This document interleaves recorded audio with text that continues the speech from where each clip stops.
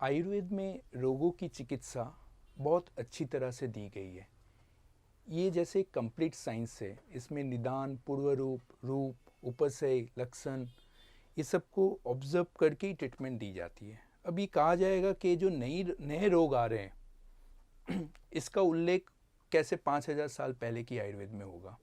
आयुर्वेद का निदान हमेशा वायु, पित्त, कफ, उसके आधार पे, और जो कौन से धातु दोष, उसके आधार पे ही किया जाता है। तो रोग नए हो या उसका उल्लेख ना हो, वो अपने ट्रीटमेंट उसकी दी जा सकती है। पहले भी रोग अलग अलग जो इन्फेक्शियस डिजीज़ थी वो होती थी, ऐसा नहीं कि अभी ये नया है। तो हम लोग में जो ये वसंत ऋतु के बाद अभी जो ये समय चल रहा है, इसमें देखा जाता है कि ऐसे सीजनल आउटब्रेक्स होते हैं। तो इसमें प्रतिशय है, हम लोग का प्राणवाह स्रोत के रोग है, और आगंतुक रोग जो होते हैं उनसे हम लोग इसका एक कंपैरिजन करके इसका एक चिकित्सा सिद्धांत, एक प्रोटोकॉल बना सकते हैं, जिसकी अभी बहुत ज़रूरत है। ऐसा नहीं है कि इसका इलाज आयुर्वेद में नहीं है या नहीं हो सकता है। आयुर्वेद को एक चांस दिया जाना चाहिए, एक कोशिश करनी चाहिए। हम लोग अपने क्लिनिकल प्रैक्टिस में सीजनल इन्फेक्शंस, वायरल जो इन्फ्लुएंजा लेके पेशेंट्स आते हैं, हम लोग उसमें अपनी रेगुलर प्रैक्टिस में देखते बहुत अच्छा रिजल्ट मिलता है।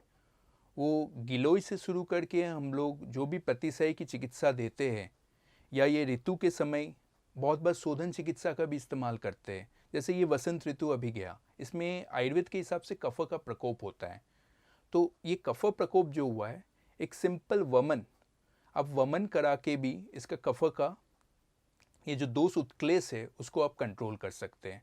तो ऐसे बहुत सारे वो सिंगल मेडिसिन्स भी है आयुर्वेद में। गिलोय, आपके सुंठी, अदरक, हल्दी, ये सब सिंगल मेडिसिन्स में आ जाते हैं। कुछ कंपाउंड मेडिसिन्स आती है, उसमें हम लोग के अलग अलग चूरन होते हैं। त्रिकटु चूरन है, महासुदर्शन चूरन है, वो चूरन के हुए। फिर घी में भी आयुर्वेद का बहुत सारे अलग अलग दवाइयाँ है। इंदुकांतम घृतम, अवलेह जो पेस्ट फॉर्म में होते हैं, उसमें अपने कल्याणक अवलेह है, अगस्ती हरितकी है, फिर असौ अरिष्ट है, कनक असौ है।